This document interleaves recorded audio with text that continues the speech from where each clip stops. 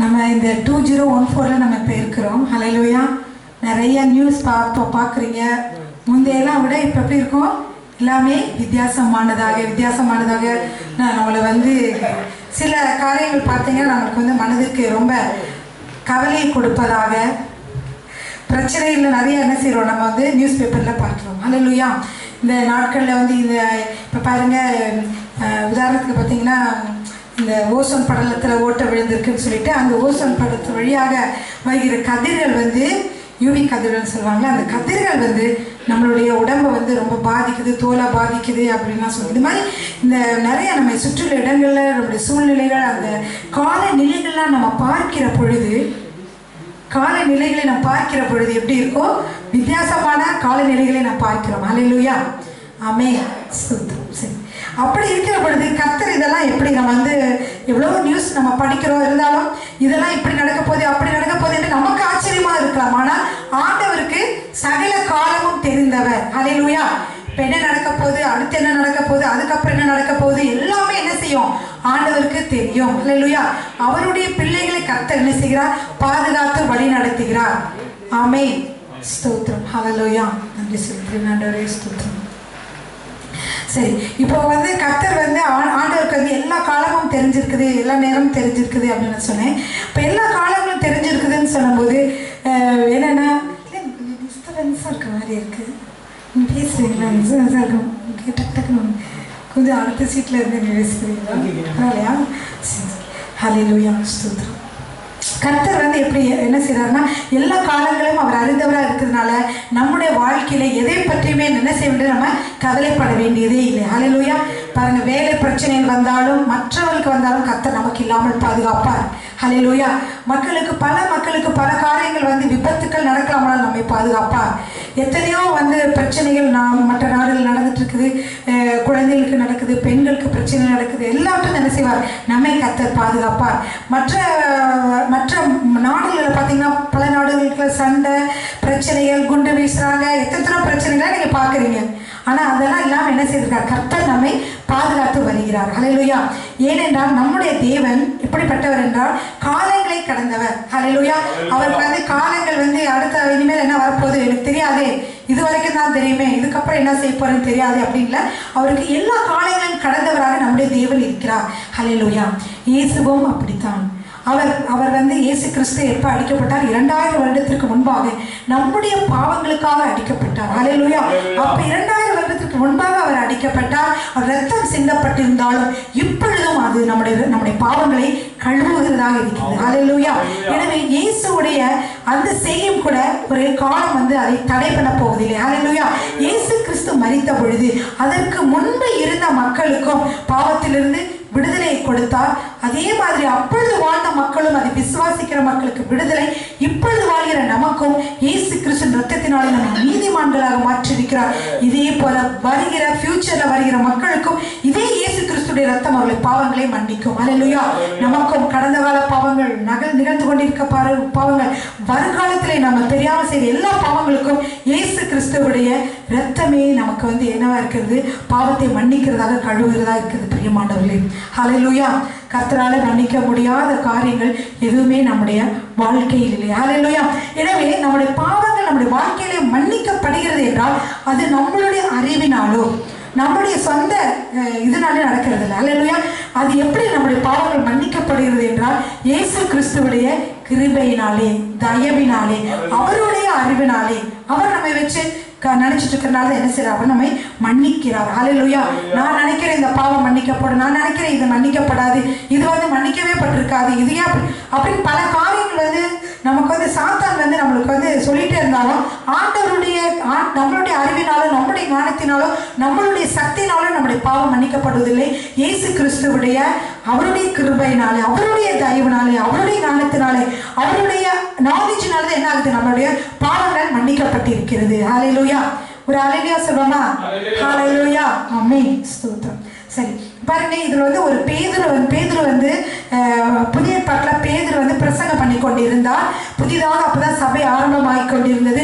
அப்பொழுது அவர் பிரசங்கம் பண்ணிக்கிற பொழுது 3000 பேர் ஒரு நாள் ரட்சிக்கப்பட்டார்கள். இன்னொரு தடவை பிரசங்கம் பண்ணுகிற பொழுது 5000 பேர் ரட்சிக்கப்பட்டார்கள். இப்படி அவர் பிரசங்கம் பண்ணுகிற பொழுதெல்லாம் மக்கள் ரட்சிக்கப்பட்டார்கள். ஹல்லேலூயா. உங்களுக்கு பேதுருவை பற்றி தெரியும். பேதுரு எப்படிப்பட்டவராக இருந்தால் இயேசு கிறிஸ்துவோடு சீடராக இருந்த பொழுது மிகவும் கோழையாக இருந்தார். இயேசு கிறிஸ்துவோடு கூட இருந்தால் இயேசு கிறிஸ்துவை அவங்கெல்லாம் பிடிச்சு சிலுவையில் அறைய போறாங்க என்று தெரிந்த உடனே என்ன செய்தார்? அவர் மறுதளித்து விட்டார். மறுதளித்து விட்டார்னா அது ஒரு குரூப்ல இருந்தாரு. அப்போ அவங்க ஒரு வேலைக்காரி சொன்னாங்க, நீ அந்த அவரோட தான் நீனு கூட இருந்த அந்த சீசன்ல நீனும் ஒரு ஆளுன்னு. இல்லவே இல்லை, நான் அவன் அல்ல அப்படின்னு சொல்லி சொன்ன. அடுத்த தடவை இன்னொரு சொன்னா, இல்லை நானும் எனக்கும் அந்த மனுஷனை தெரியவே தெரியாது, அதான் யாருமே தெரியாது என்று சொல்லி என்ன செஞ்சான்? சத்தியம் பண்ண சபிக்கவும் சத்தியம் பண்ணவும் தொடங்கினான் என்று பார்க்கிறோம். அநேக அற்புதங்களே பேதுரு இயேசு கிறிஸ்துடைய கையினாலே பெற்றவர். ஹல்லேலூயா. முதலாவது ஆண்டவரை பார்க்கிற பொழுது கூட கர்த்தர் ஒரு அற்புதத்தை செய்தார்.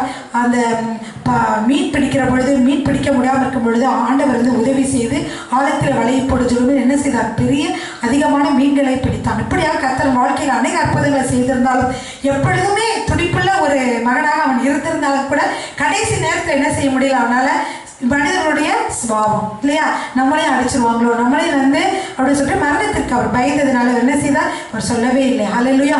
ஆனாலும் ஆண்டவர் என்ன செய்ய, ஆண்டவர் அப்படியே அவனை பார்த்தாரு. ஒரு 3ஆவது தடவை சொல்லுகிற பொழுது ஆண்டவர் சொன்னாரு, நீ சேவல் 2 தடவை கூறதுக்குள்ளேயே நீ 3 தடவை மறுதளிப்பாயின்னு சொன்னான். ஏன்னாலும் அவன் என்ன சொன்னான்னா, அவன் தன்னைத்தானே பெருமையாக சொல்லிட்டான். ஆண்டவரே, யார் உங்களை விட்டு போனாலும் நான் செய்ய மாட்டேன், நான் உங்களை விட்டு போகவே மாட்டேன், யார் உங்களை மறுதளிச்சாலும் நான் மறுதளிக்கவே மாட்டேன், நான் எப்பொழுது உங்களோடு இருப்பேன் ஆண்டவரே என்று சொன்னான். ஏன்னா அப்பொழுது காலங்கள் நல்ல சந்தோஷமான காலங்களாக இருந்தது. கர்த்தர் இயேசு கிறிஸ்து அற்புதங்களை செய்து கொண்டிருந்தார். அதனால அப்படி சொல்லியிருந்தான். இயேசு கிறிஸ்து பிடிக்கப்பட்ட பொழுது, இயேசு கிறிஸ்து சிலுவையில் அறைய போறாங்க தெரிஞ்ச பொழுது இவன் என்ன செய்தானா, தன்னையவே பிடிச்சுவாங்களோ என்று சொல்லி பயந்ததுனாலே பேதுரு என்ன செய்தான, பேதுரு பொய் சொல்லி அதாவது மறுதளித்தான் என்று சொல்லி பார்க்கிறோம். ஹல்லேலூயா. சரி, அந்த பேதுரு அப்படிப்பட்ட ஒரு பேதுரு இருக்க பொழுது கர்த்தர் 3ஆவது தடவை அவன் மறுதளித்த பொழுது சேவல் 2வது முறை கூவின பொழுது அவன் இயேசுவை பார்த்தான். இயேசு அவனை பார்த்தான். அப்படி இயேசு என்ன பார்த்தார்னா, நான் சொன்னேன்ல உன்னால் இருக்க முடியாது, நீ 3 தடவை பார்த்தியா மறுதளிச்சிட்டேன்னு சொல்றதோட அவன் பார்த்தான். அவன் என்ன செஞ்சான்? அவனோட மனதில் கலக்கத்தோட ஒரு ஒரு எப்படி சொல்கிறது, ஒரு ஐயோ இவ்வளோ அன்பான தேவனை நான் மறுதளிச்சிட்டேனே என்று சொல்லி ஒரு மனம் கசந்து என்ன செய்தான்? மனம் கசந்து ஒரு பார்வை ஆண்டவரிடம் பார்த்தான். ஆண்டவர் என்ன செய்தார்? ஒரு பார்வை பார்த்தார். அப்பொழுது என்னாச்சு? அவனுடைய பாவம் மன்னிக்கப்பட்டது. ஹல்லேலூயா. ஆமென். அதே மாதிரி நீங்க யூதாசை பார்க்கலாம். யூதாசும் இதே மாதிரி ஒரு பாவம் செய்தவன் தான். அவன் என்ன செய்தான்? ஆண்டவரை காட்டி கொடுத்தான். 30 வெள்ளி காசுக்காக ஆசைப்பட்டு என்ன செய்தான்? இயேசு கிறிஸ்து யாருன்னு நீ காட்டு, அவருக்கு முத்தம் கொடுத்து நீ காட்டு எல்லாரும் இருக்கிறாங்க. 12 பேர் வேறும் சேர்த்து 13 பேர் இருக்காங்க. யார் இயேசு கிறிஸ்து எங்களுக்கு சரியா தெரியல, அதில் இயேசு கிறிஸ்துவை காட்டி கூட நாங்கள் என்ன செய்ய போறோம்? அவரை பிடிக்க போறோம்னு சொன்னாங்க. அப்ப என்ன சொன்னா, சரிஞ்சொல்லி ஒத்துக்கொண்டு 30 வெள்ளி காசுக்காக இயேசு கிறிஸ்துவை காட்டி கொடுத்தான். அவனும் பாவம் செய்தான். ஆனால் அவன் இயேசு கிறிஸ்துவிடம் வரவில்லை. பிரியமானவர்களே, அவன் என்ன செய்தான்? 4 ஒன்று சேர்த்தான் என்று சொல்லி பார்க்கணும். அவன் இயேசு கிறிஸ்து கிட்ட பாவத்திற்கு மன்னிப்புக்காக, ஆண்டவரே நான் தெரியாம செய்துட்டேன், ஏசப்பா என்னை மன்னிக்க என்று சொல்லி வரவில்லை. கர்த்தர் அவனும் வந்திருந்தான். கர்த்தர் அவனையும் என்ன செய்திருப்பார்? மன்னிப்பார். அவ்வளவு மன்னிக்கக்கூடிய தயாள குணம் உள்ளவர் அந்த இயேசு கிறிஸ்து. ஹல்லேலூயா. அவராலே மன்னிக்க முடியாத பாவங்களே இல்லை. ஆனால் என்ன செய்தான்? அவன் வரல. அதான் பேதுருவுக்கும் யூதாஸ் காரியத்துக்கும் உள்ள வித்தியாசம். நம்ம எப்படி இருக்கணும்? பேதுரு மாதிரி இருக்கணும். யூதாஸ் காரியத்து போல நம்ம நம்மளுடைய பாவத்திலே நம்ம என்ன செஞ்சிடக்கூடாது? மடிந்து போய்விடக்கூடாது. அதிலிருந்து மீண்டு இயேசு கிறிஸ்து விட்டு வருகிற பொழுது அவர் நம்முடைய பாவத்தை கழுவி நம்மை சுத்திகரிக்கிறார். பாருங்க, இப்ப 12 சீஷர்கள் இருந்தாங்க. அதுல பேதுரு தான் என்ன செஞ்சான்? மறுதளித்தான் என்று சொல்லி பார்க்கிறோம். ஆனால் இந்த பேதுருவை கர்த்தர், இந்த பேதுருவை கொண்டே நீ என்னை மறுதளிச்சுட்ட, உன்னை பயன்படுத்தவே மாட்டேன் இப்போ என்று இயேசு சொன்னாரா? சொல்லவே இல்லை. இப்படிப்பட்ட மனிதனை கொண்டு கர்த்தர் பெரிய அற்புதங்களை செய்தார். அவன் ஒருத்தர் நடக்க முடியாதவனாக இருந்தால் அவன் நடக்க சப்பானியாக இருந்தால் அவனை நடக்க செய்தார். பல அற்புதங்களை பேதுரு செய்தார். பேதுரு இயேசு கிறிஸ்துவை பற்றி பிரசங்கம் பண்ணினார். எப்படின்னா, இயேசு கிறிஸ்து இறந்த பிறகு என்ன செய்தார்? இயேசு கிறிஸ்து பரலோகத்திற்கு செல்வதற்கு முன்பாக இந்த சீஷர்களோடு கூட இன்னும் நிறைய பேர், அவருக்கு 12 சீஷர்கள் மட்டும் இல்ல, 120 பேரா எவ்வளவு பேர் ஆயிட்டாங்க. இந்த 12 பேர் அவங்களுடைய ஃபாலோவர்ஸ் எல்லாம் சேர்ந்து 120 பேர் இருந்தாங்க இயேசு கிறிஸ்து இறக்கிற பொழுது. அப்ப எல்லாரும் பார்த்து ஆண்டவர் சொன்னார், நான் போயிடுவேன்னு சொல்லி நீங்க கவலைப்படாதீங்க, நான் போனதுக்கு அப்புறம் நீங்க காத்திருந்து ஜெபியுங்கள், அப்பொழுது தேய்க்க ஹல்லேலூயா. அப்படியே அவர் வந்து அப்போஸ்தலர் 1:8 வாசிக்கிறபடியே அவர் என்ன செய்தார்னா, அந்த வாசிக்க முடிஞ்சவங்க வாசிங்க. பரிசுத்த ஆவி உங்களிடத்தில் வரும் பொழுது நீங்கள் பலன் அடைந்து எருசலேமிலும் யூதேயா முழுவதிலும் சமாரியாவிலும் பூமியின் கடைசி பரியந்தமும் எனக்கு சாட்சிகளாய் இருப்பீர்கள். அப்போஸ்தலர்ஸ் சாப்டர் 1:8.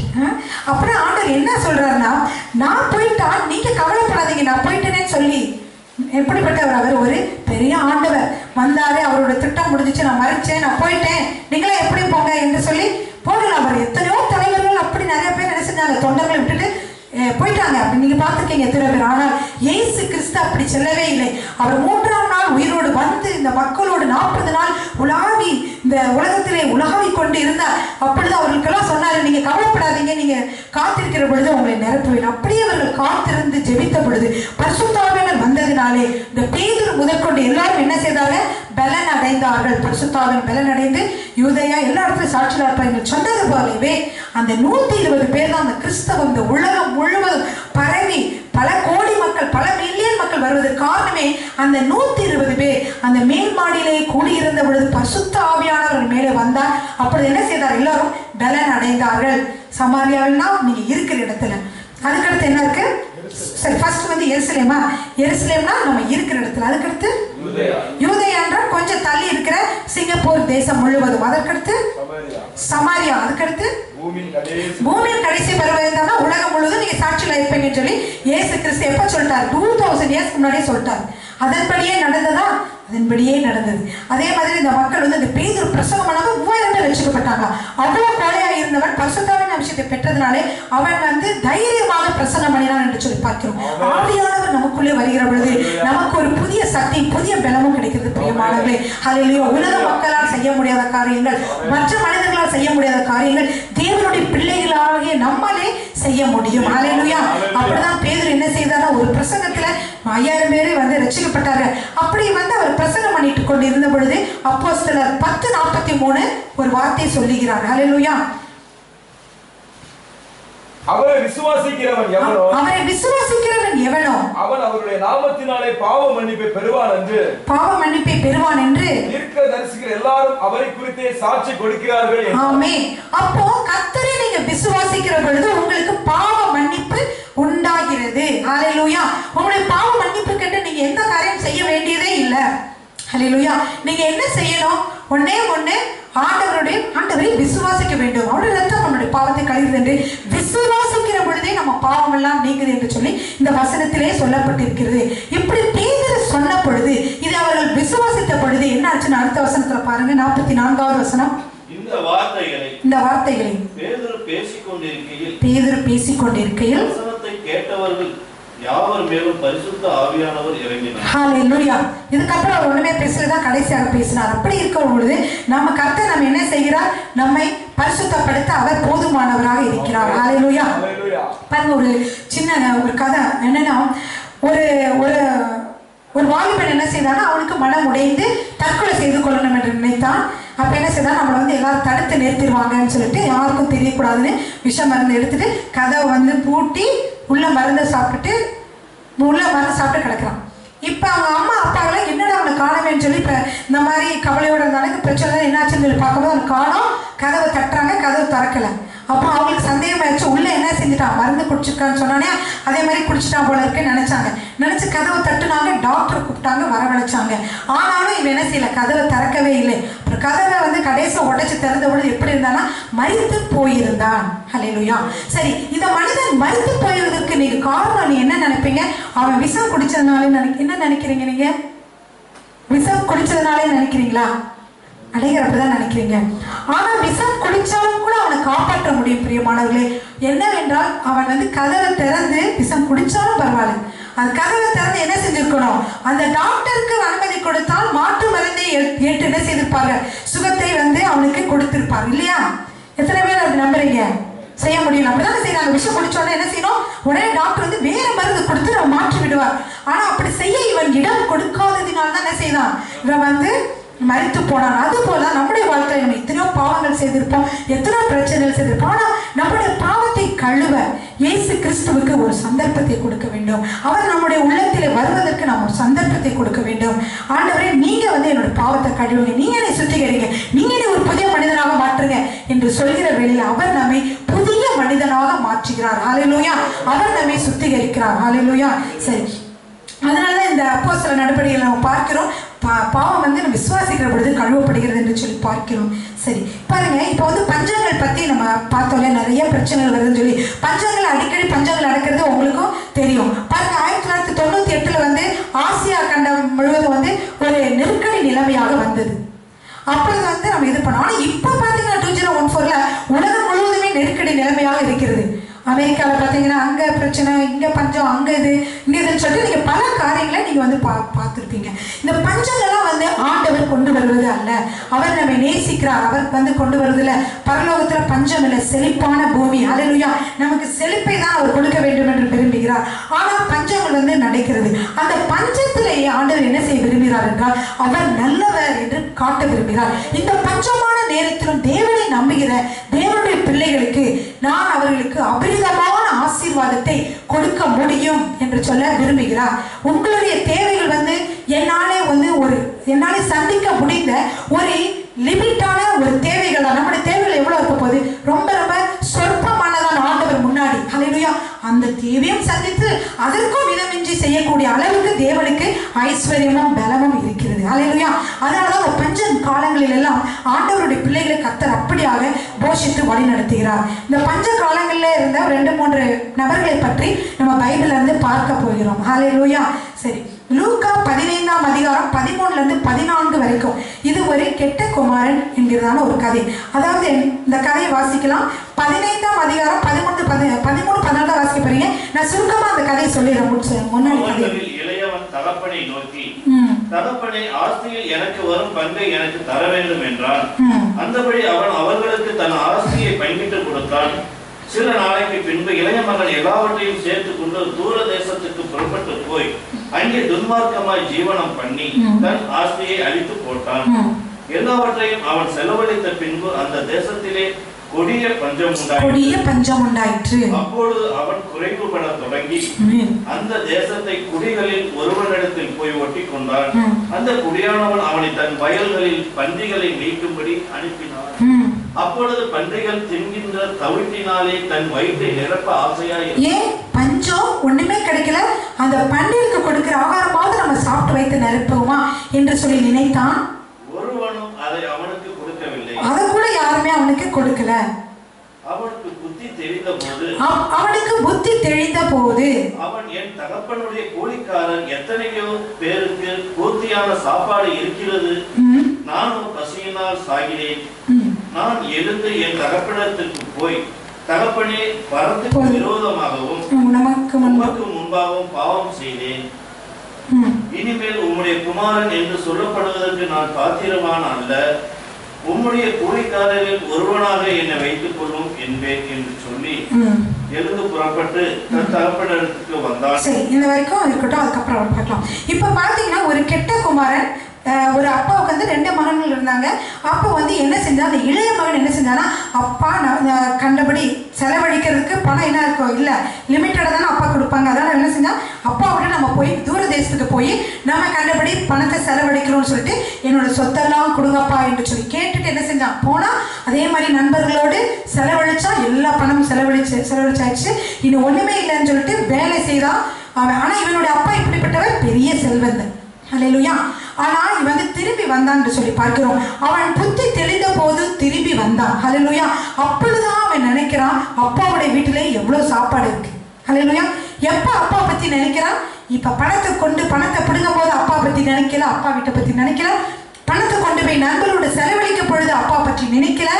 செலவழிச்சு முடிச்சுட்டான், எல்லாம் காணா. இதை பத்தி இது பண்ணதுக்கு அப்புறம் யோசித்து பார்க்கறான், நம்ம அப்பா வீட்டுல வேலை செய்யற வேலைக்காரங்களுக்கு கூட திருப்தியான சாப்பாடு இருக்கே, நம்ம பிள்ளையா இருக்கிறோம், நம்மளுக்கு இந்த நிலைமை வந்துச்சு என்று சொல்லி எல்லாம் செலவழிந்த பின்பு அவன் நினைத்தான். பிரியமானவர்களே, பஞ்சம் வந்த போது நினைத்தான். ஹல்லேலூயா.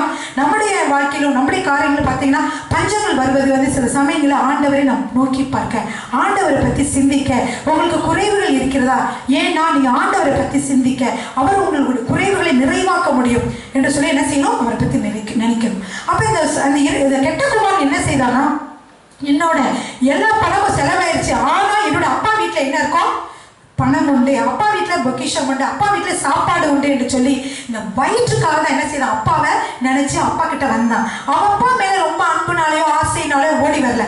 ஹல்லேலூயா. அவன் பசிக்கு வயிற்றுக்கு எதுவுமே சாப்பிட்றதுக்கு இல்லைன்னு சொல்லி என்ன செஞ்சான், அப்பாவை நம்பி வந்தான். ஆனாலும் அப்பா என்ன செய்தார், ஒவ்வொரு நாளும் வருமானம் என்று பார்த்து கொண்டிருந்தான். வாசிங்க பிரதர். அப்பொழுது தகப்பன் தன் ஊழியக்காரரை நோக்கி, நீங்கள் உயர்ந்த வஸ்திரத்தை இல்ல, அவன் வந்து அப்பா வந்ததே அது போட்டிருக்கா வந்து குமாரன் தகப்பனை நோக்கி, தகப்பனே, பரத்துக்கு விரோதமாகவும் உமக்கு முன்பாகவும் பாவம் செய்தேன், இனிமேல் உம்முடைய குமாரன் என்று சொல்லப்படுவதற்கு நான் பார்த்தீர்கள் நல்ல என்று சொன்னான். அப்பொழுது தகப்பன் தன் ஊழியக்காரரை நோக்கி, நீங்கள் உயர்ந்த வஸ்திரத்தை கொண்டு வந்து உயர்ந்த வஸ்திரத்தை உடுத்தினார், இவன் கைக்கு மோதிரத்தை கொடுத்தார், கால்களுக்கு பாதரட்சைகளையும் போடுங்கள், பாதரட்சைகளை கொடுத்தார், கொடுத்த கன்றை கொண்டு வந்து அடியுங்கள், கொடுத்த கன்றை கொண்டு வந்து அடித்து விருந்து செய்யுங்கன்னு சொன்னார். நாம் புசித்து சந்தோஷமாய் இருப்போம். ஹல்லேலூயா. எப்படிப்பட்ட ஒரு அப்பான்னு பார்த்தீங்களா? ஏன்னா நீ எவ்வளோ பணத்தில் பாதி பணத்தை சொத்தை பிரிச்சுட்டு போன, உன் இஷ்டத்துக்கு செலவழிச்சிருக்கிற, ஏன் சொல்றபடி கேட்காம கண்டபடி செலவழிச்சுட்டு வந்து இங்கே வீட்டுக்கு வந்திருக்க. அப்படி அப்பா சொன்னாரு, இல்லை அவன் எப்படிலாம் செலவழிச்சான், ஏன் இப்படிலாம் பண்ணனு அவன் வந்து என்ன செய்யல, அவங்க அப்பா கேட்கவே இல்லை. வந்தாரு, இன்னும் அவனுக்காக பணத்தை என்ன செய்தார், செலவழித்து என்ன செய்தார், மோதிரம் கொடுத்தார், பாதரட்சை அனுபவித்தார். பாதரட்சைனா புது காலனிகள்லாம் கொடுத்தாரு. அது மட்டும் இல்லை, அவனுக்காக வந்து ஒரு விருந்து செய்வோம் என்று சொல்லி கொழுத்த கன்றை அடிப்பித்து விருந்து செய்தார் என்று பார்க்கிறோம். ஹல்லேலூயா. நம்மளுடைய அப்பாவுடைய மனது அப்படிப்பட்டது, பரம தந்தையினுடைய மனதும் அப்படிப்பட்டது. ஹல்லேலூயா. அவருடைய மனதை நம்ம உணர்ந்தவர்களாக அவரிடம் வருகிற பொழுது ஹல்லேலூயா எப்பொழுதுமே குறைவு இல்லை, செழிப்பு தான். ஹல்லேலூயா. அவங்க அந்த இடத்துல வந்து உலகம் முழுவதும் அந்த பஞ்சமாக இருக்கலாம், ஆனால் அப்பா வீட்டில் எப்படி இருந்தது, செழிப்பு. அப்பா வீடு என்பது ஒரு விதத்தில் ஆலயத்தையும் குறிக்கிறது. ஹல்லேலூயா. நம்முடைய ஆலயத்துக்கு நீங்க வருகிற பொழுது எங்க பஞ்சமா இருந்தாலும் இங்க பஞ்சமே இல்லை. ஹல்லேலூயா. எங்க சாப்பாடு குறைந்தாலும் கர்த்தர் வந்து இங்க சாப்பாடு குறைய விட மாட்டார். எத்தனை பேருக்கு இதா இருந்தாலும் நம்ம வருகிற மக்கள் அனைவருக்குமே அற்புதங்களையும் அதிசயங்களையும் செய்கிறார். ஹல்லேலூயா. காலையில் கூட ஒரு சிஸ்டர் சாட்சி சொன்னாங்க. அவங்க வந்து பல காரியங்கள் அவங்க சபைக்கு தவறாமல் வருவாங்க, சபை மேல் வாஞ்சா வர்றாங்க. அவங்க வாஞ்சா வரனால கர்த்தர் வந்து அவங்களுடைய வாழ்க்கையில என்ன கேட்டாலும் அவங்களுக்கு கிடைச்சிடும். சம்பளம் கூட வரணும்னு நினைச்சாங்க, அதனால சம்பளம் 50 வெள்ளி கூட கொடுத்தாங்க. அப்புறம் அவங்க பாஸே வந்து என்ன செய்யறாங்க, ஒரு வாரம் சோமலானால ஒரு வாரம் லீவ் கொடுத்து உங்க சிஸ்டர் வீட்டில் தங்குங்க அப்படின்னு சொல்லிட்டு என்ன செய்யறாங்க, ஒரு ஃபோன் கூட ஸ்மார்ட் ஃபோனை ஏதோ வந்து ப்ரெசென்ட் பண்ணாங்களாம். ஸோ அப்படிலாம் அப்படிப்பட்ட வேலைக்கு இருக்க வேலை செய்கிறாங்க, வீட்டு வேலை செய்கிறாங்க. அந்த ஒரு பாஸ் வந்து அப்படி கவனிக்கிறாங்க, ஒரு சைனீஸ் பாஸ். அந்த அளவுக்கு வந்து என்ன செய்கிறாங்க, கர்த்தர் வந்து செழிப்பு தான் கொடுத்துருக்காரு. ஹல்லேலூயா. பழையர்கள் வந்து நம்ம சபைக்கு வர்றவங்களுக்கு எல்லாமே கர்த்தரை நீங்கள் நாடி வருவதனால, கர்த்தரை தேடுகிறதுனால, அருமையான வசனங்களை கேட்டு கர்த்தரை விசுவாசிக்கிறதுனால உங்கள் வாழ்க்கையிலும் செழிப்பு தான். ஹல்லேலூயா. இந்த உலகம் முழுவதும் பஞ்சம் இருந்தாலும் நம்முடைய ஆலயத்திலே அப்பா வீட்டிலே பஞ்சமே இல்லை. ஹல்லேலூயா. ஆமென். ஸ்தோத்திரம். பாருங்க, அடுத்தது வந்து நீங்க பாத்தீங்கன்னா இன்னொருத்தருடைய கதையை பாருங்க. இயேசு கிறிஸ்துவோட சொல்றேன். இயேசு கிறிஸ்து என்ன செய்தார்னா, ஒரு தடவை வந்து பிரசங்கம் பண்ணினா 2 நாள் 3 நாட்கள் ஆகிட்டது. மக்கள் வந்து கேட்டு அப்படியே அங்கே சோர்ந்து போயிட்டாங்க, போக முடியல. அப்போ நினைச்சாரு, இவ்வளோ நேரம் வரைக்கும் இவங்க வந்து ஆர்வமாக வசனங்களை கேட்டாங்களே, சாப்பாடு கொண்டு வந்ததெல்லாம் அவங்களுக்கு செலவழிஞ்சிருக்கும். இப்போ சாப்பாடு ஏதாவது அவங்களுக்கு கொடுக்கறதுக்கு இருக்கான்னு கேட்கும் பொழுது ஒரே ஒரு பையன் வந்து சிறுவன் ஒரு 5 அப்பமும் 2 மீன்களும் வைத்திருந்தான். ஹல்லேலூயா. அந்த அப்பத்தை கொண்டு வந்து அவங்க அம்மா அவனுக்கு செஞ்சு கொடுத்துருக்காங்க. சிறுவன் சின்ன சைஸ்ல தான் இருந்திருக்கும், அப்பா இருந்திருக்கும் இல்லையா. அந்த 5 அப்பம் 2 மீன்களையும் கொண்டு வந்து இயேசுவிடம் கொடுத்தான். இயேசு, என்னப்பா இவ்வளவுதான் இருக்குதா, வேற யார்ட்டையாவது ஏதாவது இருக்குதா அப்படி கேட்கல. அவர் பரவாயில்ல, இது கிடைத்திருக்குன்னு சொல்லி இதை எடுத்து என்ன செய்த, பரத்தை நோக்கி பார்த்து என்ன செய்ய, ஜெபித்தார். ஆண்டவரை நோக்கி, தேவனே அப்படியே மேல அப்படி நோக்கி பார்த்து விட்டு கொடுத்தாரு தான் இருக்குது. ஹல்லேலூயா. என்ன ஆச்சு, வந்து பெருகிக்கிட்டே வந்துச்சு. புருஷர்கள் மாத்திரம் 5000 பேர் என்றால் மனைவிகளும் பிள்ளைகளும் சேர்ந்து 10,000 தாண்டி இருப்பார்கள். 10,000 பேருக்கு என்ன செய்தது, அந்த 5 அப்பமும் 2 மீனும் போஷிக்கப்பட்டது. ஹல்லேலூயா. பாருங்க, மீதி கூடைகள் கூட 12 கூடை நிறைய எடுத்தாங்களா, எப்படி பெருக செய்தார். எனவே உங்களுடைய வாழ்க்கையில் கூட நீங்க என்ன செய்யலாம், ஆண்டவரிடம் நீங்க கொடுக்கிற பொழுது ஹல்லேலூயா, உங்களுடைய வாழ்க்கையில வாழ்க்கையிலே அற்புதங்களும் அதிசயங்களும் நடக்கும். ஆண்டவருடைய கரத்துல அப்பா இது கொஞ்சம் தான் சம்பளம், இதை நீங்க எனக்கு பெருக்கி கொடுங்கன்னு சொல்லி அவருடைய பாதத்தில் அப்படி ஜெபித்து நீங்க அதை செலவு செய்கிற பொழுது கர்த்தர் அதை உங்களுக்கு பெருக்கி கொடுப்பார். ஹல்லேலூயா. சரி சரி, இப்போ இந்த கதையை சொல்லணும் போது நமக்கு ஈசாக்கோட இல்லை ஒரு விஷயம் இருக்கு. லூக்கா 15:17 வாசிச்சோங்க. 15:17 அவனுக்கு புத்தி தெரிந்த போது அவன் என் தகப்பனுடைய கூலிக்காக எத்தனையோ பேருக்கு பூர்த்தியான சாப்பாடு இருக்கிறது, நானும் பசியினால் சாகிறேன். ஆமென். சரி, அவன் என்ன சொன்னா, நான் பசியினால் சாகிறேன்னு சொல்லி வந்தான். அங்கே அப்பா வீட்டிலே கிடைச்சது. அதனால அப்பாவுடைய இல்லத்துக்கு நீங்க எப்பொழுதும் வாங்காது, எப்பொழுதுமே என்ன செய்யறாதீங்க, விட்டுறாதீங்க. அநேகர் விட்டு போயிருக்காங்க. அவங்களுக்கு நம்ம சபையிலிருந்து வேறு சபை போயிருக்காங்க. அவ்வளோ ஆசீர்வாதங்கள் இல்லைன்னு சொல்ல முடியாது. நல்ல சபையாக இல்லாவிட்டால், அதுவும் அப்பா வீடாக இல்லாவிட்டால், வசனங்கள் நன்றாக சொல்லப்படாவிட்டால் நம்ம என்ன செய்ய முடியும்? நம்ம நிலைமை பரிதாபமாக தான் ஆயிரும் இல்லையா? அப்ப கர்த்தருடைய வார்த்தைகளை கேட்க நம்ம தேவனுடைய இல்லத்துக்கு ஓடோடி வருகிறோம். நம்ம துதிக்கிற இடத்துல அவர் வாசம் பண்ணுகிறார். ஹல்லேலூயா. சரி, அப்புறம் பாருங்க, இன்னொரு இடம் என்னன்னா எலிமெலேக்குடைய கதை. எலிமெலேக்கு அப்படின்னா யார் தெரியுமா? நகோமியோட கணவர். நகோமியை பற்றி ரூத் பற்றி நீங்க கேள்விப்பட்டிருப்பீங்க, அது உங்களுக்கு டக்குன்னு ஞாபகம் இருக்கும். ஆனா எலிமெலேக்கு யாருன்னா நகோமியோட யாரு? கணவர். அவங்க 2 பேரும் அப்பத்தின் வீடு என்று அழைக்கப்படுகிற பெத்லகேமிலே வாழ்ந்து வந்தார்கள். 2 குமாரர்கள் இருந்தாங்க. அப்ப என்ன செய்தாங்கன்னா, இந்த அப்பத்தின் வீட்டிலே கொஞ்சம் பஞ்சம் ஏற்பட்ட பொழுது அவர்கள் அங்கே இருந்து ஆண்டவரை நம்பி இருக்காம என்ன செய்துட்டாங்க, அங்க இருந்து மோவாபிய தேசத்திற்கு, வேறு ஒரு தேசத்திற்கு சென்றார்கள். ஹல்லேலூயா. சென்றதுனால அங்க போய் 2 பெண்களை அந்த மகன்களுக்கு திருமணம் முடிச்சாங்க. ஆனால் மகன்கள் இருவரும் இறந்து விட்டார்கள். அந்த அப்பாவும் இறந்துட்டாரு, பிள்ளைகளுடைய அதாவது அப்பா இறந்துட்டார், மகன்களே இறந்துட்டாங்க. அதாவது நகோமியோட கணவரும் இறந்து விட்டார், 2 மகன்களும் இறந்து விட்டார்கள். அப்பொழுதுதான் அவங்களுக்கு தகவல் தெரியுது, இப்போ பெத்லகேமிலும் அப்பம் இருக்கிறது, அதாவது செழிப்பாக இருக்கிறாங்க, பஞ்சம் இல்லை என்று கேள்விப்பட்டு அங்கே வந்தார்கள். ஹல்லேலூயா. நம்முடைய வாழ்க்கையிலும் இங்கே ஆண்டவர்கிட்ட நெருங்கி சேர்கிற பொழுது உங்களுக்கு பிரச்சனைகள் வராமல் இருக்கும். அதெல்லாம் என்னது? ஒரு பொய்யான சிம்டம்ஸ். ஹல்லேலூயா. கர்த்தரை நீங்க நெருங்கி வருகிற பொழுது நீங்க இன்னும் நல்லா மாறிடுவீங்களோ, நீங்க இன்னும் வெற்றிகளும் ஒரு மனிதனாக மாறிவிடுவீர்களோ என்று சொல்லி சாத்தான் பயந்து அவங்களுக்கு பொய் சிம்டம்ஸ் கொடுப்பான். அவனால நிரந்தரமான சிம்டம்ஸ் கொடுக்க முடியாது. அப்ப நீங்க அதை பார்த்து நீங்க பயந்து கர்த்தரை துதிக்கிறதையோ ஸ்தோத்திரிக்கிறதோ, ஆலயத்துக்கு வருவதையோ, ஆலயத்துக்கு நீங்க பணத்தை சபைக்கு காணிக்கை கொடுப்பதையோ நீங்க என்ன செய்யக்கூடாது, நிறுத்தி விடக்கூடாது. ஹல்லேலூயா. கர்த்தருடைய வசனத்தை நம்பி நீங்க விதைக்கிற பொழுது கர்த்தர் என்ன செய்யறார், உங்கள் வாழ்க்கையிலே ஆசீர்வாதத்தை கட்டளையிடுகிறார். அப்படிதான் இவங்க என்ன செஞ்சுட்டாங்க, இடையில கொஞ்ச நேரம் பஞ்சமானால உடனே என்ன செஞ்சுட்டாங்க, வேற மோவாப் தேசத்துக்கு போய் அங்க போய் 2 பிள்ளைகளையும் இழந்து விட்டு, கணவரையும் இழந்து விட்டு நகோமி இங்க வந்தாங்க. இந்த நகோமியை பார்த்தீங்கன்னா, நகோமியும் ரூத் மட்டும் என்ன செஞ்சிருக்காங்க, திருப்பியுமாக எங்க வந்திருக்காங்க, பெத்லகேமுக்கு வந்திருக்கிறாங்க. அங்க வந்திருக்கிற பொழுது ஆண்டவர் என்ன செய்தார் தெரியுமா, அவங்களுக்கு அந்த நகோமியுடைய மருமகள் ரூத் மட்டும் கூட வந்தா. ரூத் எப்படி இருந்தாலும் அவ ஒரு விதவையா இருந்தா, நகோமிக்கும் வேற 2 பேருமே பெண்கள். அவங்க எப்படி இந்த உலகத்துல வாழ போறாங்க. இருந்தாலும் ஆண்டவர் என்ன செய்தார், இந்த மனைவிக்கு அந்த விதவைக்கு ஒரு நல்ல ஒரு பணக்கார கணவரை கொடுத்தார். ஹல்லேலூயா.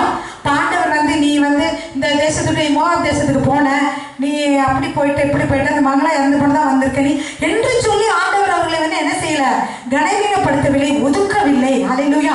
அந்த பெண்ணுக்கு கூட கர்த்தர் ஒரு பணக்கார ஒரு கணவரை கட்டளையிட்டார், ரொம்ப ரிச் மேன். அதனால நகோமியும் அந்த ரூத்தும் என்ன செய்ய முடிந்தது, நன்றாக அந்த அப்பத்தின் வீடாக பெத்லகேமிலே வாழ முடிந்தது. ஹல்லேலூயா. நம்முடைய தேவன் அப்படிப்பட்டவராக இருக்கிறார் பெருமானவர்களே. ஹல்லேலூயா. அவருடைய ஐஸ்வர்யத்தின்படி நம்ம என்ன செய்யறார், ஆசீர்வதிக்கிறார். நம்முடைய பேங்க் பேலன்ஸ் படி இல்லை. நம்ம அநேக நேரத்தில் நம்ம பேங்க் பேலன்ஸை பார்த்து இவ்வளவுதான் இருக்குன்னு சொல்லி நீங்க நினைச்சிட்டு இருப்பீங்க. இதன்படி நம்முடைய ஆசீர்வாதம் இல்லை, அவருடைய ஆசீர்வாதம் அளவில்லாதது. அதை நீங்கள் விசுவாசிக்கிற பொழுது உங்களுக்கு கிடைக்கும். ஹல்லேலூயா. அதான் சொல்லிட்டு இருக்கேன், ரைட் பிலீவிங். ஆண்டவர் எப்படிப்பட்டவர், அவர் நல்லவர், அவர் நம்மை போஷிக்கக்கூடியவர், நம்மை வழிநடத்தக்கூடியவர் என்று நீங்க விசுவாசிக்க வேண்டும். சின்ன சோதனை நான் இந்த மாதிரி தப்பு செஞ்சுட்டேன், அதனால எனக்கு இப்படி ஆயிடுச்சு, நான் அப்படி செஞ்சுட்டேன், இப்படி நீங்க பல இதில் நீங்க குழம்பிட்டே இருந்தீங்கன்னா நீங்க என்ன செய்ய மாட்டீங்க, உங்களுடைய நினைவிலே நெகட்டிவ் தாட்ஸ் இல்லாம ஆண்டவர் என்னை வழி நடத்துவார், அவருடைய ஐஸ்வர்யத்தின்படி என்னை உயர்த்துவார் என்று சொல்லி நீங்க ஆண்டவரை நீங்க விசுவாசிக்கிற பொழுது கர்த்தர் என்ன செய்வார், உங்களை கட்டாயமாக உயர்த்துவார். ஹல்லேலூயா. சரி பாருங்க, இன்னொரு காரியத்துல இவங்களுடைய காரியம் முடிஞ்சிச்சு. அடுத்ததாக பார்த்தீங்கன்னா ஈசாக்கு இதே மாதிரி பஞ்ச காலத்தில் என்ன செய்தான்? இந்த பிரசங்கத்தில் வந்து என்ன தலைப்புனா, பஞ்ச காலத்திலே எப்படி தேவன் மக்களை போஷித்தார் சொல்லி இல்லையா? கெட்ட குமாரன், அவன் கெட்டவனா இருந்தாலுமே அவனை என்ன செய்தாரு? போஷித்தாரா? அவன் நல்லதுனால இல்லை, கெட்டவனா இருந்தா கூட போஷி. ரெண்டாவது நம்ம பார்க்குறோம், நவோமி அவங்க வந்து வேறு நாட்டுக்கு போயிட்டாங்க, இந்த நாட்டு இருந்தாலும் அவர்களையும் கர்த்தர் என்ன செய்தார்? போஷித்தார். அதே மாதிரி இப்பொழுது நம்ம என்ன பார்க்குறோம்? ஈசாக்கை பார்க்கிறோம். ஈசாக்குனா யாரு? ஆபிரகாமினுடைய மகன் என்று சொல்லி பார்க்கிறோம். ஹல்லேலூயா. நாமும் ஆபிரகாமின் மகன் தான். ஏன்? நம்ம ஆபிரகாமுடைய வித்தா இருக்கிறோம். வாசிக்கலாமா வசனத்தை? கலாத்தியர் 3:29 இயேசு கிறிஸ்து ஆபிரகாமுடைய சந்ததியினாலே வந்ததினாலே, இயேசு கிறிஸ்துவை ஏற்றுக்கொண்டதால் நாம் அவருடைய பிள்ளைகளாக மாறியதினாலே நாமும் ஆபிரகாமுடைய சந்ததியாக இருக்கிறோம். ஹல்லேலூயா. எனவே ஈசாக்குடைய கதை தான் இப்ப நம்ம கதையும். ஈசாக்கு எப்படி? ஆபிரகாமுடைய மகன், நாமும் ஆபிரகாமுடைய வித்தாக இருக்கிறோம். வாசிக்கலாமா? கலாத்தியர் 3:29 நீங்கள் கிறிஸ்துவினுடையவர்களானால் ஆபிரகாமின் சந்ததியாரும் வாக்கு தத்தத்தின்படியே சுதந்திரராயும் இருக்கிறீர்கள். நம்ம எப்படிதான் கிறிஸ்துவுடைய ஆமென். நீங்களா கிறிஸ்துவனுடையவர்களா? எத்தனை பேர் கிறிஸ்து? ஆமென். நம்மளா கிறிஸ்துவ ஏற்றுக்கொண்டதால் கிறிஸ்துவனுடையவர்கள். அப்ப கிறிஸ்துவனுடையவர்களாக இருந்தால் நம்ம என்ன சொல்றோம்? ஆபிரகாமுடைய சந்ததியாக இருக்கோம். சரி, இந்த ஆபிரகாமுக்கு தெரியும் எவ்வளவு பெரிய பணக்காரராக இருந்தாருன்னு தெரியும். இந்த பூமியை தாங்க முடியாத அளவுக்கு ரிச் மேனா இருந்தாரு. அவருடைய மகனை பார்க்கிறோம். அவருடைய மகனுடைய கதையை நீங்க பார்க்கிற பொழுது ஆதியாகமம் 26:1-3 வாசிக்கலாம். ஆபிரகாமின் நாட்களில் உண்டான பஞ்சத்தை இல்லாமல் பின்னும் ஒரு பஞ்சம் தேசத்தில் உண்டாயிற்று. அப்பொழுது ஈசாக்கு பெலிஸ்தருக்கு ராஜாவாக்கிய அபிமெலேக்கினிடத்தில் கேராருக்கு போனான். கர்த்தர் அவனுக்கு தரிசனமாக்கி, நீ எகிப்துக்கு போகாமல் நான் உனக்கு சொல்லும் தேசத்திலே குடியிரு, தேசத்திலே வாசம் பண்ணு, நான் உன்னோட கூட இருந்து உன்னை ஆசீர்வதிப்பேன். நான் உனக்கும் உன் சந்ததிக்கும் இந்த தேசங்கள் யாவையும் தந்து உன் தகப்பனாகிய ஆபிரகாமுக்கு நான் இட்ட ஆணையை நிறைவேற்றுவேன். ஹல்லேலூயா. அப்போ இவன் வந்து எந்த தேசத்துல ஈசாக்கு இப்ப இருந்தான்? அது வாசிங்க. முதல் சேராருக்கு போனான். ஆமாம், சேராருக்கு போனான். அங்கதான் என்ன அவன் இருந்தான். அப்ப ஈசாக்கு அங்க இருந்த பொழுது பஞ்சம் ஏற்பட்டது. ஹல்லேலூயா. சரி, ஈசாக்கு வந்து அந்த இடத்துல இருக்கிற பொழுது ஒரு பஞ்சம் ஏற்பட்டது. ஆனால் ஆண்டவர் சொன்னாரு, இங்க பஞ்சம் இருக்குதுன்னு சொல்லிட்டு எகிப்துக்கு போகாத என்று சொன்னார். எகிப்து என்ற ஒரு செழிப்பான தேசமாக இருந்தது. நைல் நதி பாயக்கூடிய தேசமாக இருந்தது. ஆனால் இந்த நைல் நதி கூட என்ன செய்தது? பஞ்சத்தினாலே வறண்டால் மக்கள் என்ன செய்ய வேண்டும்? வானத்தை தான் நோக்கி பார்க்கணும். ஹல்லேலூயா. ஆண்டவர் சொன்னாரு, அந்த தேசம் வந்து இது வானத்தை பார்க்கிற தேசம் என்று சொன்னார். நீங்க பாருங்க, அதை வந்து உபாகமம் 11:10, 10, 11, 12, 13.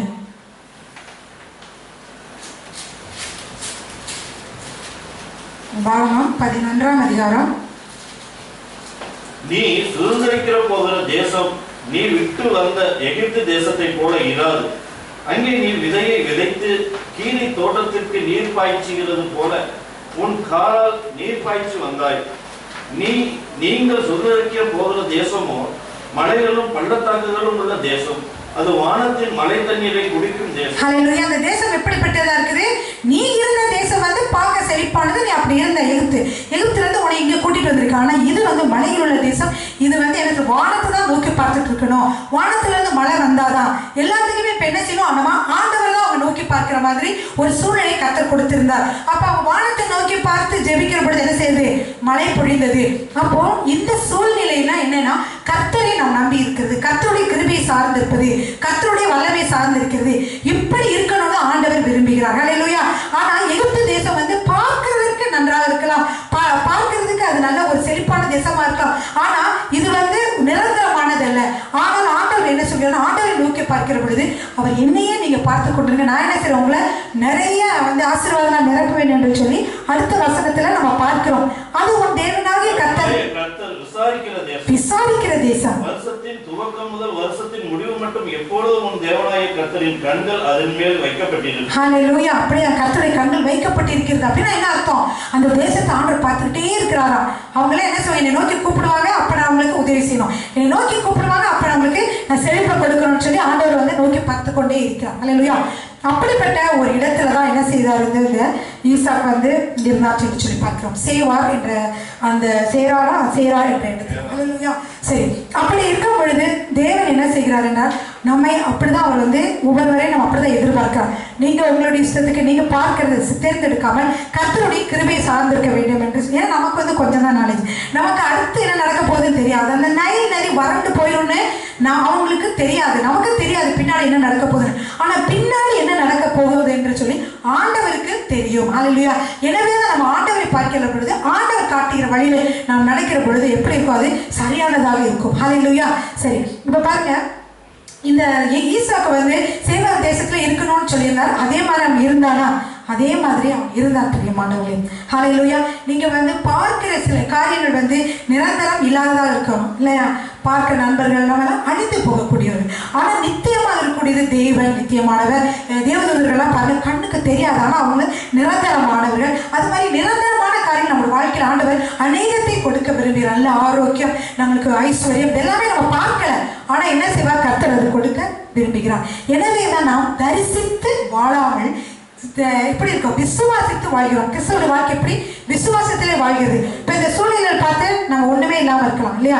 நாங்கள் வந்து இந்தியாவுக்கு நாங்கள் கிளம்ப போகும்போது பார்த்தீங்கன்னா எங்ககிட்ட வந்து அது ஒரு கொஞ்சம் பிரச்சனை, கொஞ்சம் சிரமமான சூழ்நிலை இருந்தது. ஆனால் அந்த சூழ்நிலை பார்த்தா சாதாரணமான உலக மனிதர்கள் இருந்தால் எப்படி நம்ம 5 பேரும் 6 பேரும் போய் அங்கே செலவழிக்கணும், ஒரு 5000 தேவைப்படுமே, எல்லாரும் தேவைப்படுமே, கேன்சல் பண்ணு அப்படின்னு என்ன சொல்லுவாங்க, பிளான் சொல்லுவாங்க. ஏன்னா என்கிட்ட குறைஞ்சுதான் பணம் இருந்தது. அப்படி இருந்தாலும் அந்த எல்லா தேவைகளையும் நாங்கள் செய்ய கர்த்தர் வந்து பலன் கொடுத்தார். ஏன்னா நம்ம விசுவாசித்து நடக்கிறோம். இப்போ கையில் இருக்கிற காசு வந்து 2000 3000 தான், ஆனால் நம்ம எதிர்பார்க்கிறது 5000 6000 கர்த்தர் என்ன செய்ய போறார், கொடுக்க போகிறார் என்று நாங்கள் என்ன செய்த விசுவாசத்திலே தான் எல்லா காரியமுமே செய்தோம். இப்போ நாங்கள் திடீர்னு நீங்கள் சர்ச்சுக்கு வந்தோம் பார்த்தீங்கன்னா என்ன செய்யுது, அன்னைக்கு வந்து அன்னைக்கு கரண்ட் பிடிக்கிட்டாங்க. நாங்கள் கவனிக்கவே இல்லை. அந்த எல்லா மாதமும் கட்டது அந்த மாதம் மட்டும் 570 வெளியே வந்திருக்க போல, அதெல்லாம் கரெக்டாக கட் பண்ணிட்டாங்க. ஆனால் அப்போ ஒரு சகோதரி சொல்லியிருந்தாங்க, சிஸ்டர் நீங்கள் ஊருக்கு போகிறதுக்கு முன்னாடி நான் காணிக்க கொடுக்க விரும்புகிறேன், நான் பின்னாடி வந்தால் கொடுக்க முடியாது செலவழிச்சதுன்னு சொல்லி அவங்க வந்து ஒரு 370 வெளியே வந்து கொடுக்க வந்திருந்தாங்க. பாருங்க, இது கரண்ட் கட் ஆகிட்டு நாங்கள் நாளைக்கு ஊருக்கு கிளம்புறோம். இந்த சூழ்நிலை நாங்கள் ஊருக்கு போனால் ஒரு வாரத்தில் இந்த சபை எப்படி நடக்கும் இல்லையா? நாங்கள் ஊருக்கு போகிறோம், மற்றவர்களுக்கு நம்ம என்ன சொல்லி கொடுத்துருக்கோம், சபை கவனிக்க சொல்லி பொறுப்பை கொடுத்துருக்கோம். அப்போ என்ன செய்ய முடியும்? அவங்க ஒன்றுமே அவங்க செய்ய முடியாது. இந்த இறுக்கமான சூழ்நிலையில் இந்த சூழ்நிலை நாங்கள் என்ன செய்தோம்னா, அந்த சகோதரி வந்து 370 வந்து கொடுத்தாங்க. கொடுத்த உடனேயே நாங்கள் கொண்டு வராங்க. அதுக்கு முன்னாடியே நாங்கள் இங்கே ஃபோன் அடித்து பேசிட்டேன் நான். சரி, இந்த மாதிரி நீங்கள் பிடிக்கிட்டீங்களா, எங்களுக்கு இன்றைக்கே வேணுமே, என்ன செய்யணும்? இப்போ சொன்னாங்க இங்கே 7-Eleven 350 கட்டினீங்கன்னா நாங்கள் ஓப்பன் பண்ணி விட்டுருவோம். சகோதரி வந்து கொடுத்தாங்க, நாங்கள் உடனே கட்டிட்டோம்.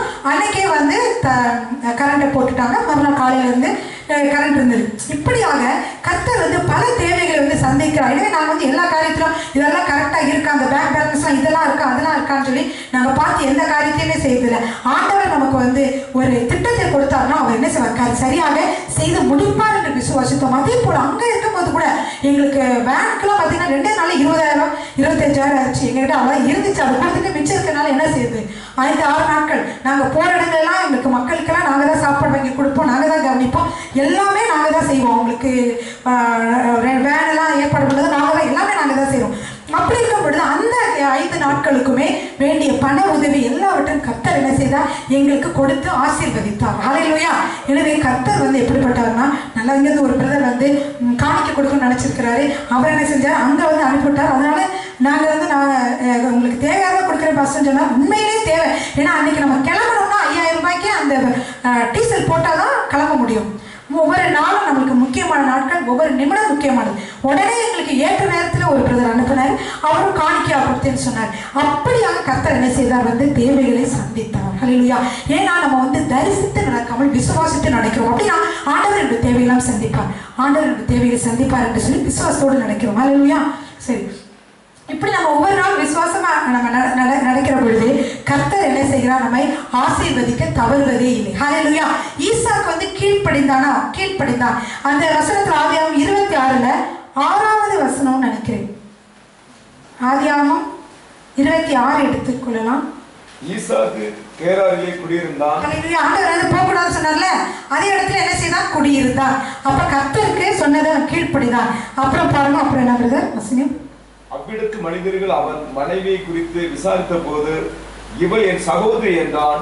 ரெபெக்காள் பார்வைக்கு அழகுள்ளவளாபடியால் அவ்விடத்து மனிதர்கள் அவள் நிமித்தம் தன்னை கொல்லுவார்கள் என்று எண்ணி அவளை தன் மனைவி என்று சொல்ல பயந்தான். சரி, அப்ப வந்து இவன் என்ன சொல்லியிருக்காரு, அவனுடைய மனைவி வேற நாட்டுல இருக்கிறான். அவங்க கேட்கிறாங்க இது யாரு, என்னோட சகோதரின்னு சொல்லி அவன் இறந்து விடுவான், அதாவது கொன்றுவாங்களான்னு சொல்லி உயிருக்கு பயந்ததுனால அப்படி போய் சொன்னான். ஆனா போய் சொன்னது நல்லதா கெட்டதா? தப்பு தானே. அதனால அவன் வந்து அவங்க நாட்டுக்கே வந்து பிரச்சனையாக போச்சு. அந்த சூழ்நிலையில வந்து இவர் என்ன சொன்னார்னா, இவர் வந்து பார்க்கிற பொழுது அந்த சகோதரின்னு சொன்னா, ஆனா அவங்க 2 பேரும் வந்து சேர்ந்து கணவன் மனைவி மாதிரி இருக்கிறத அவர் ராஜா பார்த்ததுனால கூப்பிட்டு கேட்டாரு, நீ எப்படி என்கிட்ட வந்து நீ போய் சொல்லலாம் அப்படின்னு சொல்லி. இல்லை நீங்க வந்து எனக்கு கொன்றுவீங்களோன்னு பயந்து தான் நான் அப்படி சொன்னேன்னு சொல்லி. அப்புறம் வந்து அவர் சொன்னார், இல்லை நாங்கள் ஒன்றும் செய்ய மாட்டோம்னு சொல்லிட்டு உன்னை நாங்கள் கொல்ல மாட்டோம் அப்படின்னு சொல்லி அவன் ஆசீர்வதிச்சு. இப்போ இந்த மாதிரி அவன் சூழலில் இருந்தாலும் கூட கர்த்தர் என்ன செய்தார், அவனை ஒதுக்கவில்லை. நீ உனக்கு உயிருக்கு பயந்து நீ இப்படி போய் சொன்ன, உன்னை ஆசீர்வதிக்கவே மாட்டேன். இப்போ என்ன சொல்ல வரேன்னா, நம்முடைய ஆசீர்வாதங்களுக்கு வந்து நம்மளுடைய எந்த இதுவும் என்னது குறுக்கே இருக்காது. ஏன்னா ஆசீர்வதிக்கிறவர் அவர், அவருடைய மனது நம் மீது இருக்கிற பொழுது, அவர் நம்ம ஆசீர்வதிக்க வேண்டும் என்று நினைக்கிற பொழுது நாம் விசுவாசித்தால் என்ன செய்ய முடியும், அந்த ஐஸ்வர்யத்தையும் அந்த காரியத்தையும் நாம் அடைய முடியும். ஹல்லேலூயா. பாருங்க, அப்ப வந்து ஈசாக்கு வந்து அந்த 12வது வசனத்தை வாசிங்க. ஈசாக்கு அந்த தேசத்திலே விதை விதைத்தான். கர்த்தர் அவனை ஆசீர்வதித்ததினால் அந்த வருஷத்தில் 100 மடங்கு பலன் அடைந்தான். ஹல்லேலூயா. அப்போ இவன் வந்து ஆண்டவருடைய சொல்படி கேட்டு அங்கேயே தங்கி இருந்தான். அங்கே என்ன செய்தான், விதை விதைத்தான். என்ன செய்தான், அப்பொழுது கர்த்தர் அவனை ஆசீர்வதித்து அந்த வருடத்தில் 100 மடங்கு பலனை கிடைக்க செய்தான். ஹல்லேலூயா. பாருங்க, அந்த இடத்துல பஞ்சம், தண்ணிலாம் வறண்டு போய்விட்டது. புழுதியெல்லாம் என்ன செஞ்சுட்டு இருக்கோம், புழுதியில் கிளம்பி அங்கிட்டு போயிட்டு இருக்கோம். எல்லா இடமே புல்லெல்லாம் வறண்டு இருக்கும். ஆனால் ஈசாக்கு விதை விதைத்த இடம் மட்டும் என்ன இருந்தது, செழிப்பாக வளர்ந்து 100 மடங்கு கிடைத்ததை நாம் பார்க்கிறோம். ஹல்லேலூயா. அடுத்து 13வது வசனத்துல பார்த்தீங்கன்னா, அவன் ஐஸ்வர்யவானாகி வர வர விருத்தியடைந்து மகா பெரியவனானான். ஹல்லேலூயா. அவன் ஐஸ்வர்யவானாகி 30 மடங்கு ஆசீர்வாதம். அடுத்து வர வர விருத்தி அடைந்து 60 மடங்கு ஆசீர்வாதத்தை கொடுத்தார். மகா பெரியவனான 100 மடங்கு ஆசீர்வாதத்தை கொடுத்தார். ஹல்லேலூயா. எனவே கர்த்தரை நாம் விசுவாசிக்கிற பொழுது, அவரை அண்டிக் கொள்கிற பொழுது, அவரிடமே நாம் வந்து இருக்கிற பொழுது கர்த்தர் என்ன செய்யறார், நம்மை ஆசீர்வதிக்கிறவராய் இருக்கிறார். இத்தனை மடங்கு 100 மடங்கு ஆசீர்வதித்தார் என்று சொல்லி பார்க்கிறோம். ஹல்லேலூயா. சரி, அப்ப நம்ம வந்து எந்த ஒரு சூழ்நிலையிலும் வந்து இப்போ என்ன செய்வார், கர்த்தர் நம்மை போஷிப்பார். பஞ்ச காலமாக தான் இங்கிருந்து அங்கே ஓடணும், அங்கிருந்து இங்கே ஓடணும் அப்படின்னு எதையுமே யோசிக்காது. நீங்கள் இருக்கிற இடத்துல இருந்தே கர்த்தர் 100 மடங்கு ஆசீர்வாதத்தை கொடுக்க அவர் வல்லமை உள்ளவராக இருக்கிறார். ஹல்லேலூயா. அந்த சிந்தனை நமக்கு வேண்டும். இவ்வளோ நேரம் நீங்கள் கேட்டதுல வந்து என்னன்னா, right believing leads you to a right living. அதான் ரைட் பிலீவிங், ஆண்டவரை பற்றிய ஒரு சரியான ஒரு நம்பிக்கை, சரியான கருத்து உங்கள்கிட்ட இருக்கணும். ஆண்டவர் எவ்வளவு நல்லவர், அவர் எப்படி பாதுகாக்கிறவர், நம்மை ஆசீர்வதிக்க முடியும் என்று சொல்லி நீங்கள் ஆண்டவரை பற்றிய காரியங்களை நீங்கள் விசுவாசமாக இருக்கிற பொழுது கர்த்தர் என்ன செய்கிறார், அதே மாதிரி உங்கள் வாழ்க்கையிலே அவர் நடத்துகிறவராக இருக்கிறார். ஹல்லேலூயா. ஸ்தோத்திரம். பாருங்க, உபாகம் 8:18 வாசிக்கலாம்.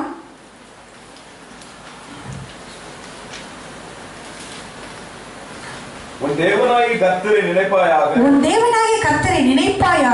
உன் பிதாக்களுக்கு ஆணையிட்டு கொடுத்த தம்முடைய உடன்படிக்கையை உறுதிப்படுத்தும்படி இந்நாளில் உனக்கு உண்டாயிருக்கிறது போல ஐஸ்வர்யத்தையும் சம்பாதிக்கிறதுக்கான பலனை உனக்கு கொடுக்கிறார். ஹல்லேலூயா. கர்த்தர் என்ன செய்கிறார், சம்பாதிப்பதற்கான பலனை நமக்கு கொடுக்கிறார். ஹல்லேலூயா. நமக்கு நல்ல வேலையை கொடுத்திருக்கிறார், நல்ல பலனை கொடுத்திருக்கிறார், ஞானத்தை கொடுத்திருக்கிறார். கர்த்தரை நாம் இருக்கிற பொழுது கர்த்தர் என்ன செய்வார், பெரிய வழிகளிலே நம்மை நடத்துவார். ஹல்லேலூயா. நம்ம படிக்காம இருக்கிறதோ எதுவுமே என்ன செய்யாது, நம்ம வந்து கர்த்தர் ஆசீர்வதிக்க தடையே இல்லை. ஹல்லேலூயா. அவர் எப்படிப்பட்டவர்களையும் ஆசீர்வதிப்பார். எந்த மதத்தை சார்ந்தவர்களாக இருந்தாலும் ஆசீர்வதிப்பார், எந்த ஜாதியை சார்ந்தவர்களாக இருந்தாலும் ஆசீர்வதிப்பார், எந்த இனத்தை சார்ந்தவர்களாக இருந்தாலும் ஆசீர்வதிப்பார். ஹல்லேலூயா. ஒரே ஒரு என்னது, ஆண்டவருடைய பிள்ளையாக இருக்க வேண்டும். அது ஒன்றுதான் என்னது குவாலிஃபிகேஷன். கர்த்தருடைய பிள்ளையாக எப்படி நாம் மாறுகிறோம், இயேசு கிறிஸ்துவை விசுவாசிக்கிற பொழுது நாம் அவருடைய பிள்ளையாக மாறுகிறோம். இயேசு கிறிஸ்துவை விசுவாசிக்கிறவர்கள் எல்லாரும் என்ன சொன்னாங்க, அவருடைய பிள்ளைகளாகும்படி அவர்களுக்கு அதிகாரம் கொடுத்தார் என்று வேதத்திலே வாசிக்கிறோம். எனவே ஆண்டவரே, நான் உம்மை தெய்வமாக ஏற்றுக்கொள்கிறேன், நீரே என்னுடைய வாழ்க்கையிலே தெய்வமாக நான் ஏற்றுக்கொள்கிறேன். ஆண்டவரே, நீர் என்னுடைய பாவத்திற்காக மரித்து 3வது நாள் நான் உயிரோடு எழுந்தேன், நீரே ஜீவனுள்ள தேவன் என்று விசுவாசிக்கிறேன் என்று நாம் சொன்னாலே என்னாச்சு, நம்ம ரட்சிப்புக்குள்ளே வழிநடத்தப்படுவோம். யாராவது ரட்சிக்கப்படாதவர்கள் இருக்கீங்களா? ரட்சிப்பின் ஜெபத்தை சொல்ல விரும்புகிறீங்களா? சொல்லுங்க, என்னோட சேர்ந்து இந்த வசனத்தை சொல்லுங்க. இயேசுவே, நான் உம்மை விசுவாசிக்கிறேன். நீர் எனக்காக மரித்தீர் என்று விசுவாசிக்கிறேன். என்னுடைய பாவங்களுக்காக மரித்து 3ஆம் நாள் உயிர் தெளிந்தீர் என்று விசுவாசிக்கிறேன். உம்மை என்னுடைய சொந்த இரட்சகராக, சொந்த தெய்வமாக ஏற்றுக்கொள்கிறேன். என்னுடைய இதயத்திலே நீங்க வாங்க ஆண்டவரே. ஹல்லேலூயா, ஆமென். அவ்வளவுதான். இப்ப விசுவாசத்தோட நீங்க சொல்லிருக்கனால நீங்க ஆண்டவருடைய பிள்ளைகளாக மாறிவிட்டீர்கள். ஹல்லேலூயா. ஆண்டவராக பிள்ளைகளாக வர்றதுக்கு நீங்க வேற ஒண்ணுமே செய்ய வேண்டாம். புதிதாக வந்து நம்ம ஆண்டவருடைய பிள்ளைகளை ஏற்றுக்கொள்ள வந்தானே, ஆமாப்பா நீ என்ன செஞ்சிருக்க, நீ எத்தனை பேருக்கு சாப்பாடு கொடுத்துருக்க, நீ எத்தனை இது கட்டியிருக்கிற, நீ எத்தனை நன்மைகள் செய்திருக்கிற அப்படின்னு கேட்டு நம்ம சேர்க்கறதில்ல. எதுவுமே நம்மளுடைய கிரியைகளாலே ஒண்ணுமில்லை. எல்லாம் என்ன, இயேசு கிறிஸ்து சிலுவையிலே செய்து முடித்த அந்த காரியத்தினால்தான் நம்ம என்ன செய்கிறோம், நீதிமான்களாக ஒவ்வொருவரும் மாற்றப்பட்டிருக்கிறோம். இயேசு கிறிஸ்துடைய ரத்தம் கழுவப்பட்டோன்னா இப்படி எப்படி ஆயிட்டோம், கர்த்தருடைய பிள்ளைகளாக நீதிமான்களாக மாறிவிட்டோம். ஹல்லேலூயா. எனவேதான் சொல்றாங்க, கிரியைகளால் அல்ல, இயேசு கிறிஸ்துவுடைய கிருபையினாலே, இரக்கத்தினாலே நாம் ரட்சிக்கப்பட்டிருக்கிறோம். ஹல்லேலூயா, ஆமென், ஸ்தோத்திரம்.